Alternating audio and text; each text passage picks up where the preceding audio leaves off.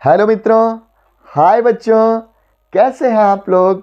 मैं ब्रजेश सर आप सबको आप सबके अपने YouTube चैनल पर हृदय से अभिनंदन करता हूं।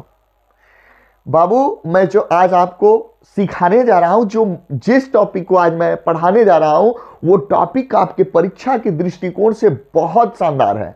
और ये आपके डायरेक्टली इतने क्वेश्चन है कि सीधे आपके पेपर में निश्चय ही पूछे जाएंगे। और उसको मैं, आप तो जानते ही है, मैं बहुत अच्छे से समझा दूंगा आपको। आइए, हाँ, यदि आप इसको अपने दोस्त मित्रों में जरूर शेयर करना ताकि वो भी इसका फायदा उठा सकें।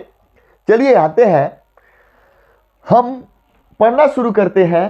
क्या है कि देखो बाबू, श्रीलंका के कई तामिल होते हैं, उनको भारतीय कहा जाता है ना। ये प्रश्न आपके पेपर में कई बार पूछती है। ऐसे पूछता है कि श्रीलंका के कई तामिलों को भारतीय क्यों कहा जाता है। चलो हम क्वेश्चन को पहले लिख लेते हैं इसको। श्रीलंका के कई तमिलों को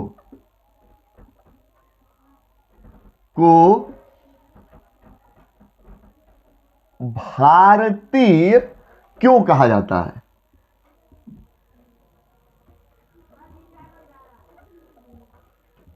है ना। हमने लिख दिया कि श्रीलंका के कई तामिलों को भारतीय क्यों कहा जाता है। देखिए क्या है, जब देखो श्रीलंका के तामिलों को भारतीय इसलिए कहा जाता है क्योंकि वे जब औपनिवेशिक सरकार शासनकाल में बगान में काम करने के लिए वो भारत से, जैसे भारत के तामिल लोग थे, भारत के लोगों को वहां श्रीलंका लेकर गया, मतलब उपनिवेशी सरकार लेकर गई थी। इसीलिए श्रीलंका के तामिलों को क्या कहते हैं, भारतीय कहते हैं। ठीक है, देखिए क्या है, उपनिवेशी सरकार,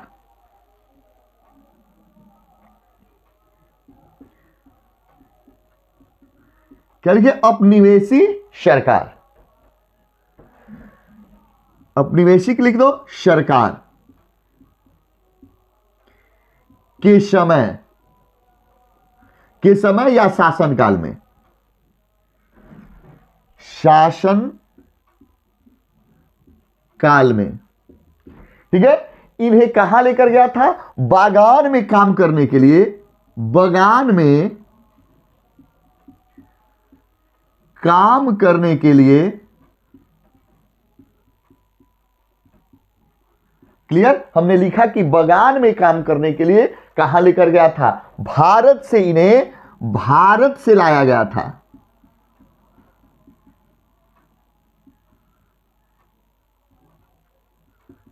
क्लियर हो गया। आप देखिए, श्रीलंका के कई तमिलों को भारतीय क्यों कहा जाता है, इसलिए क्योंकि औपनिवेशिक सरकार के समय या शासन काल में बगान में काम करने के लिए इन्हें भारत से लाया गया था, इसलिए इन्हें क्या कहते हैं, भारतीय कहते हैं।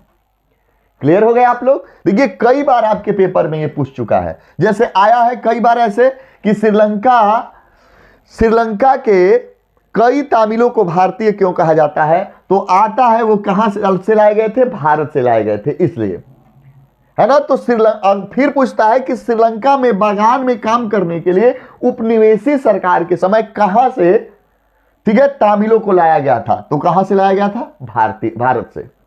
क्लियर हो गए। तो ऐसे इसको पूछा जाता है। ठीक, चलिए अब अगले क्वेश्चन को हम देखते हैं। ये सारे क्वेश्चन डायरेक्ट आपके पेपर से हैं। आप वीडियो को लगातार देखते रहिए, देखिए और शेयर भी कर दीजिए, शेयर भी करिए, ताकि जो बच्चे हैं, जो स्टूडेंट हैं, उन्हें फायदा मिल सके। अब देखिए हम लिख रहे हैं कि सत्ता का क्षैतिज विभाजन, सत्ता का क्षैतिज विभाजन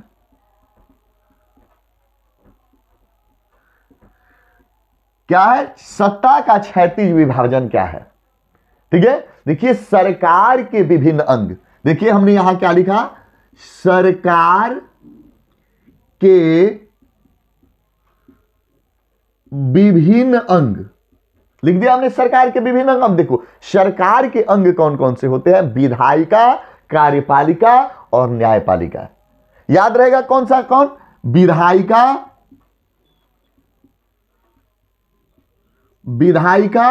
कार्यपालिका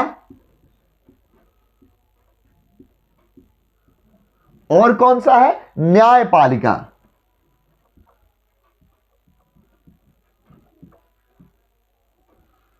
लिख दिए हम। याद रखना, सरकार के जो अंग है विधायिका, कार्यपालिका और कौन से है? न्यायपालिका। इन विभिन्न अंग के बीच जो शक्ति का विभाजन होता है, इनके बीच शक्ति का विभाजन, देखिए ध्यान से देखिए, इनके बीच क्या है? शक्ति का विभाजन ही क्या कहलाता है? सत्ता का क्षैतिज विभाजन कहलाता है। ठीक है। अब देखिए, ये सत्ता के विभिन्न अंग, इसको ध्यान से देखना। कह रहे कि सत्ता के विभिन्न अंग एक ही स्तर पर रहते हुए, क्या है? एक ही स्तर पर रहते हुए, हमने क्या कहा? एक ही स्तर पर रहते हुए अपनी अपनी क्या कर, अपनी अपनी शक्ति का प्रयोग करते हैं, अपनी अपनी शक्ति का प्रयोग करते हैं। क्लियर हो गया? प्रयोग करते हैं, लिख लो। सत्ता का क्षैतिज विभाजन आप समझ गए। देखिए, सरकार के विभिन्न अंग जो विधायिका, कार्यपालिका और न्यायपालिका है, इनके बीच शक्ति का विभाजन सत्ता का क्या कहलाता है? क्षैतिज विभाजन कहलाता है। यही क्या कहलाता है? सत्ता का क्षैतिज विभाजन। यही सत्ता का क्षैतिज विभाजन है। अब देखिए, सत्ता के विभिन्न अंग एक ही स्तर पर रहते हुए अपनी अपनी शक्ति का क्या करते हैं? प्रयोग करते हैं। यह बात याद रखना कि एक ही स्तर पर रहकर भी अपनी अपनी शक्ति का प्रयोग करते हैं। इसको याद रखना, ठीक है। सत्ता की कितनी, सरकार की सत्ता की कितनी, सरकार के कितने अंग है? विधायिका, कार्यपालिका और क्या है? न्यायपालिका। ये तीन स्तंभ भी कहे जाते हैं, है ना। अब देखो, सरकार के विभिन्न अंग विधायिका, कार्यपालिका, न्यायपालिका के बीच शक्ति का विभाजन ही सत्ता का क्षैतिज विभाजन कहलाता है। ठीक है। और देखो, सत्ता के विभिन्न अंग एक ही स्तर पर रहते हुए अपनी अपनी शक्ति का क्या करते हैं? प्रयोग करते हैं। क्लियर हो गया? बहुत बढ़िया से आपने समझा होगा सत्ता का क्षैतिज विभाजन। ठीक है। अब देखिए हम क्या कहते हैं, सत्ता का ऊर्ध्वाधर विभाजन। हम क्या पढ़ते हैं? सत्ता का ऊर्ध्वाधर विभाजन। लिख दिए। ये क्षैतिज विभाजन है और ये क्या है? ऊर्ध्वाधर विभाजन।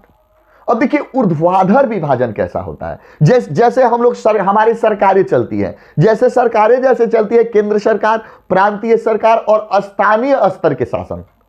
स्थानीय स्तर जैसे मान लो जिला पंचायत, ग्राम पंचायत, ठीक है, ये स्थानीय स्तर के हैं। इन्हीं को क्या कहते हैं? सत्ता का ऊर्ध्वाधर विभाजन। क्लियर हुआ? देखिए क्या है? केंद्रीय, प्रांतीय, क्या लिखा है? केंद्रीय, प्रांतीय और स्थानीय। केंद्रीय, प्रांतीय और स्थानीय, ठीक है। स्तर के विभाजन क्या है? स्तर। यही विभाजन क्या कहलाता है? सत्ता का कौन सा विभाजन? ऊर्ध्वाधर विभाजन। क्लियर हो गया? क्या केंद्रीय, प्रांतीय और स्थानीय स्तर के विभाजन को क्या कहते हैं? सत्ता का ऊर्ध्वाधर विभाजन। और सत्ता का क्षैतिज और ऊर्ध्वाधर खूब आराम से समझ गए। अगर यह भी आता है कि सत्ता के क्षैतिज विभाजन और ऊर्ध्वाधर विभाजन में अंतर लिखो तो आप लिख सकते हो। किसी भी तरीके से इसका प्रश्न पूछे, आप बहुत अच्छे से समझे हैं। ठीक है, चलिए आगे। चलिए अब आगे चलते हैं हम लोग।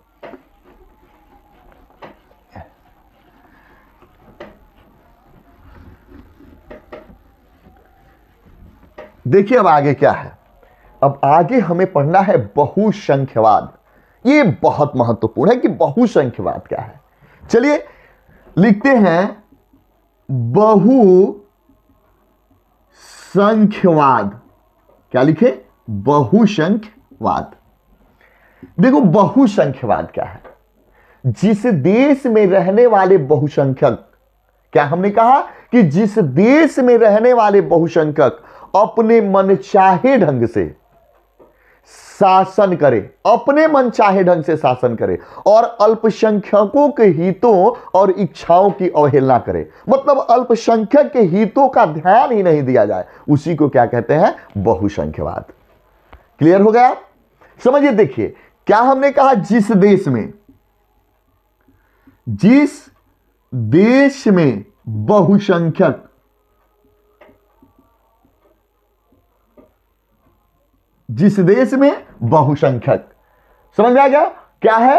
अपने मनचाहे ढंग से, अपने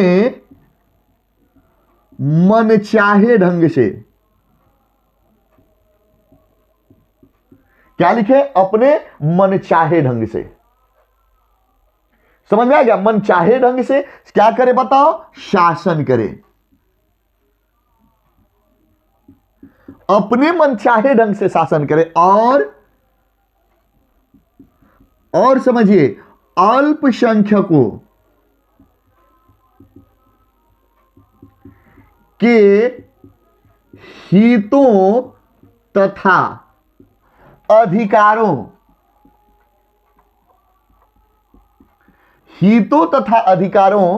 की अवहेलना की जाए, अवहेलना की जाए। यही तो बहुसंख्यवाद है। समझ में आ गया? अब क्या लिखे? जिस देश में बहुसंख्यक अपने मनचाहे ढंग से शासन करे, उसे क्या कहते हैं? बहुसंख्यवाद।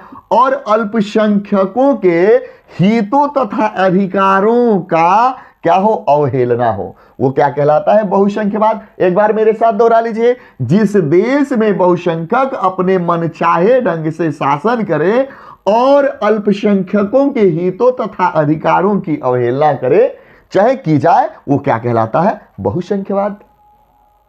क्लियर हो गया? अब आगे चलते हैं। देखिए क्या लिखते हैं?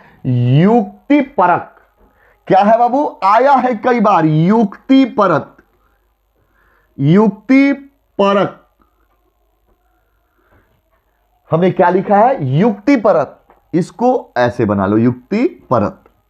क्लियर हो गया? अब देखो, ऐसा फैसला, हम ये देखिए लिख रहे हैं कि क्या है? ऐसा फैसला,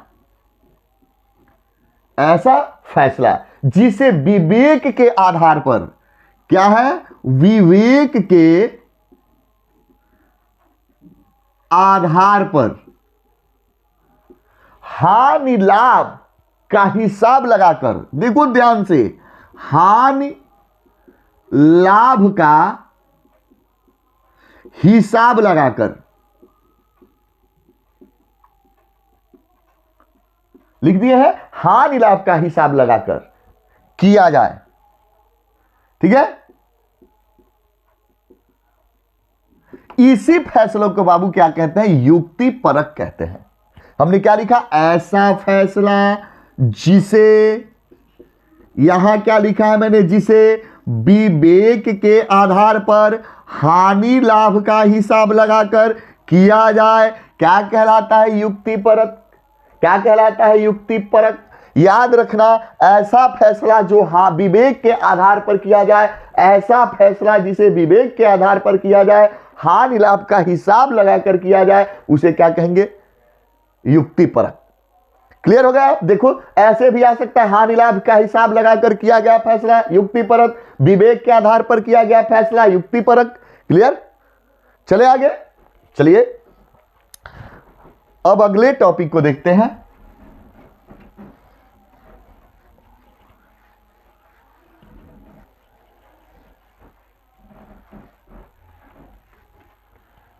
अगले टॉपिक को देखते हैं, अस्थानीय या जातीय।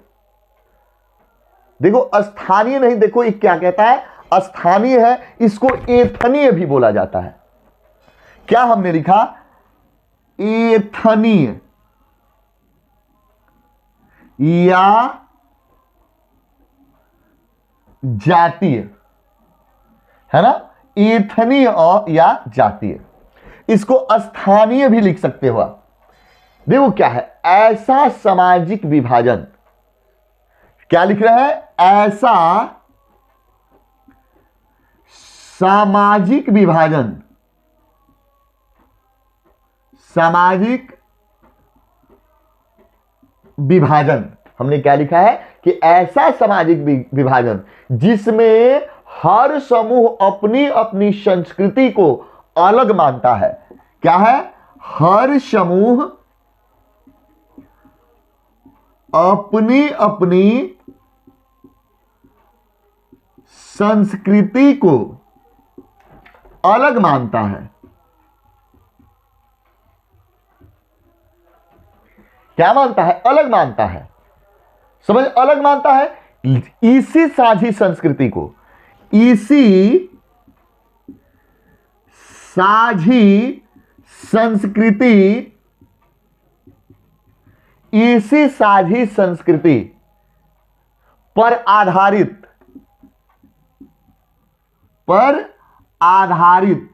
सामाजिक विभाजन, सामाजिक विभाजन क्या कहलाता है बताओ, जातीय या स्थानीय या एथनीय। क्लियर हो गया, यही कहलाता है एथनीय विभाजन। समझ में आ गया। देखिए, ऐसे सामाजिक विभाजन जिसमें हर समूह अपनी अपनी संस्कृति को अलग मानता है, इसी साझी संस्कृति पर आधारित सामाजिक विभाजन ही जातीय या स्थानीय या एथनीय कहलाता है। क्लियर हो गए, बताओ, बहुत आसान है। चलिए अब देखते हैं क्या है, गृह युद्ध। कई बार पूछा है बाबू, गृह युद्ध बताइए, गृह युद्ध किसे कहते हैं।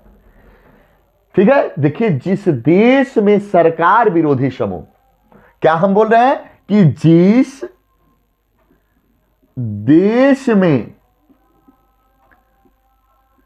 सरकार विरोधी समूह, हमने लिख दिया कि जिस देश में सरकार विरोधी समूह की हिंसक लड़ाई, ठीक है, समूहों लिख दो, समूहों की हिंसक लड़ाई,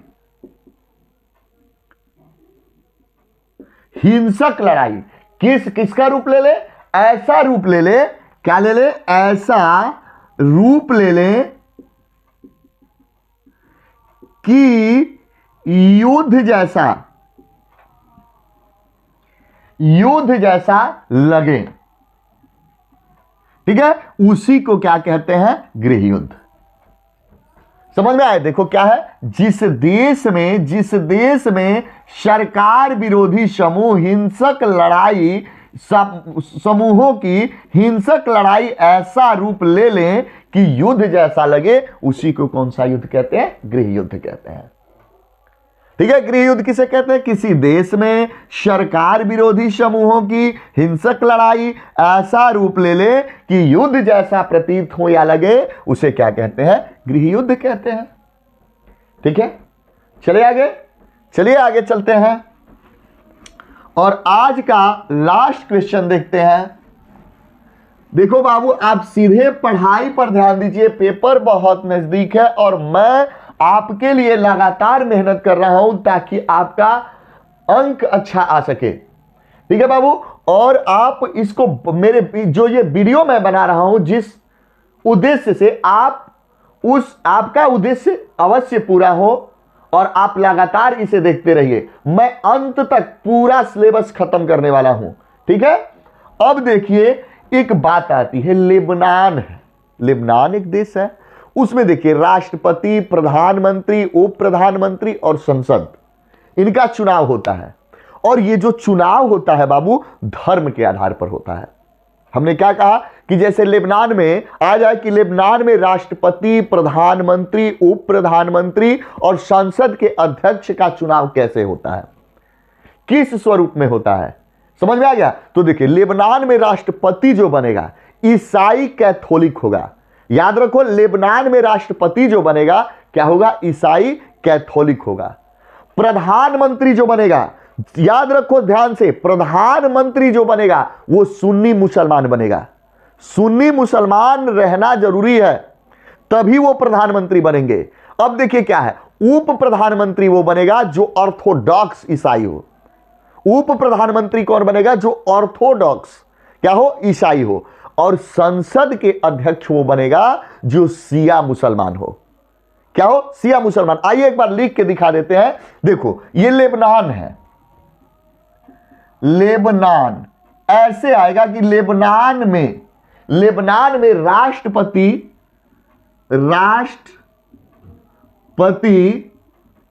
प्रधानमंत्री, उप प्रधानमंत्री,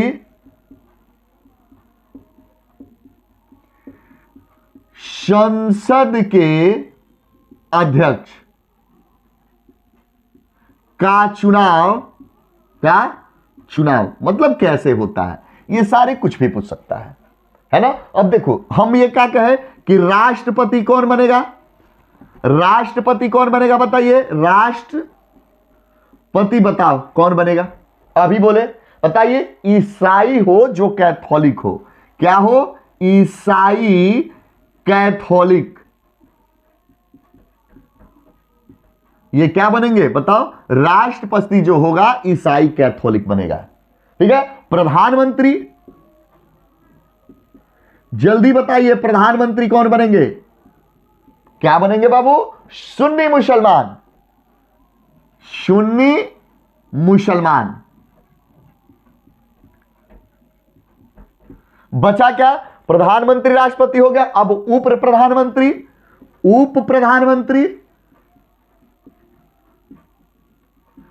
प्रधानमंत्री कौन बनेगा बताइए? ऑर्थोडॉक्स ईसाई। ऑर्थोडॉक्स ईसाई। अगला क्या है बताओ? संसद के अध्यक्ष। बताओ कौन बनेगा? संसद के अध्यक्ष। संसद के अध्यक्ष कौन बनेगा? शिया मुसलमान। शिया मुसलमान। क्लियर हो गया। अब देखिए क्या है, लेबनान में राष्ट्रपति, प्रधानमंत्री, उप प्रधानमंत्री और संसद के अध्यक्ष का चुनाव कैसे होता है। देखिए लेबनान में राष्ट्रपति ईसाई कैथोलिक, प्रधानमंत्री सुन्नी मुसलमान, उप प्रधानमंत्री ऑर्थोडॉक्स ईसाई तथा सांसद के अध्यक्ष शिया मुसलमान को बनाया जाता है। क्लियर हो गए? समझ में आया आपको? आई होप आप बहुत अच्छे से समझे होंगे बाबू। एक बार मैं आपसे कहता हूं कि यदि आप चैनल पे नए हो तो सब्सक्राइब कर देना, घंटी का बटन दबा देना बाबू, ताकि जैसे मैं पढ़ाना शुरू करूं सीधे आपके पास आऊं। ठीक है। आप इस वीडियो को देखते रहिए और अपने ज्ञान को बढ़ाते रहिए। तब तक के लिए फिर हम कल मिलते हैं इसी पाठ के अगले वीडियोज में। तब तक के लिए हृदय से धन्यवाद, आभार। जय हिंद, जय भारत। खूब पढ़िए, खूब आगे बढ़िए।